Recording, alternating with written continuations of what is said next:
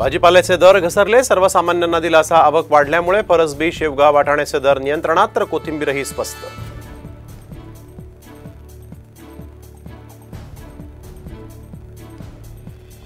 सोन्या चांदीच्या दरात घसरण, सोन्याचा भाव 68,290 रुपये प्रति तोळा, तर चांदी 3,000 रुपयांनी स्वस्त.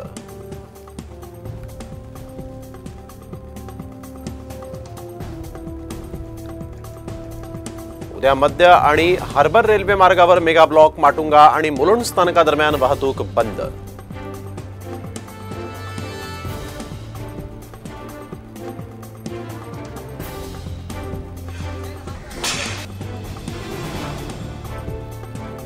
लाखो साई भक्तांच्या उपस्थितीत शिर्डीमध्ये 3 दिवसीय गुरुपौर्णिमा उत्सवाला सुरुवात. साई मंदिर रात्रभर दर्शनासाठी खुलं राहणार.